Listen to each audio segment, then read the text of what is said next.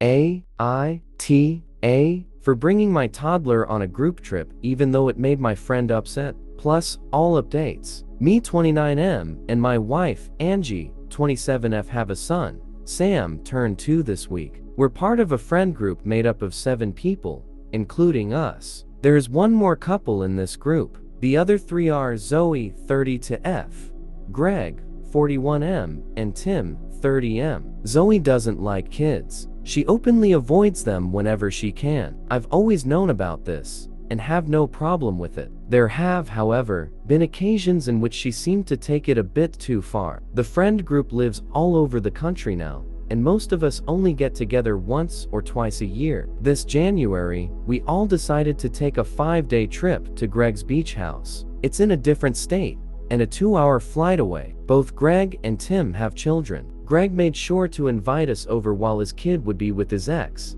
but Tim is a single father and couldn't afford to leave his daughter with a babysitter for 5 days. Due to that, it was decided that both Tim's daughter and Sam were welcome on the trip. Angie and I offered to leave Sam with my mother-in-law, but the whole group, including Zoe, said it was fine. All of these decisions were made 2 months in advance. 2 days prior to the trip, Tim informed us that his daughter had chicken pox, and he had to cancel their tickets to stay with her. At that, Zoe called Angie and said, "Guess your mom will have a busy week." My Mill was traveling and wouldn't be back for another week. We had no other babysitting options available or time to find one, so we told Zoe that we were still bringing Sam with us. Zoe protested, saying that she was only okay with having kids around during the trip because she knew Tim had no choice, and we had no excuse to bring Sam now that Tim's daughter wasn't coming anymore. But we held our ground. The others took our side.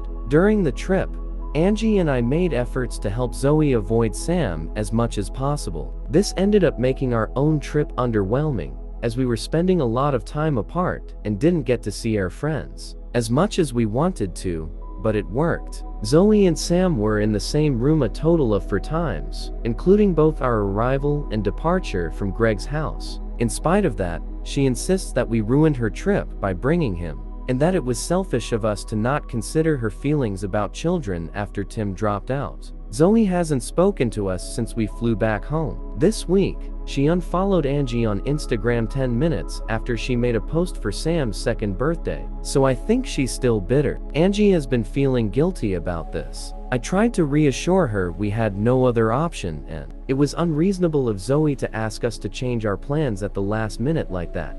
But I'd be lying if I said I didn't consider we might be in the wrong. AITA update.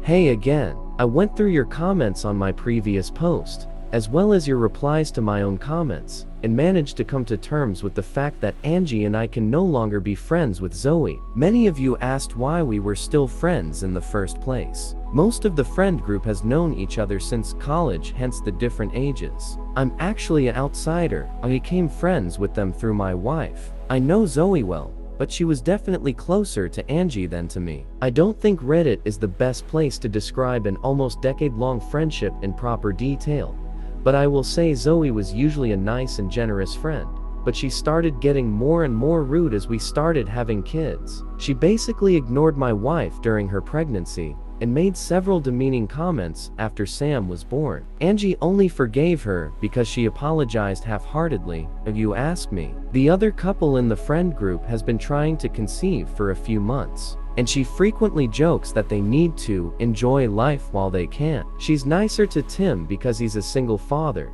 but she very clearly doesn't like his daughter. So I think that everyone, myself included, is much more fond of college Zoe, and it was only because of that fondness that we still hung out. The more I read your comments, the more it became clear the group has outgrown that friendship. Looking back, I feel awful about my efforts to keep Sam and Zoe apart. My son is not toxic, and I shouldn't have treated him as such. If Zoe can't respect Sam and treat him like a human being, I have no obligation to put up with her. I spoke to Angie. She said that Zoe had always been a shoulder to cry on, but often also the reason she was crying in the first place. She told me it had been hard to accept that, but Zoe's behavior during the trip was the last straw. We agreed to end our friendship with her. We both texted Zoe that we wished her well, but it's best that we go our separate ways. She responded by calling my wife the C word and was blocked. We later found out she'd complained to the rest of the group, plus some other mutuals, that we'd become selfish,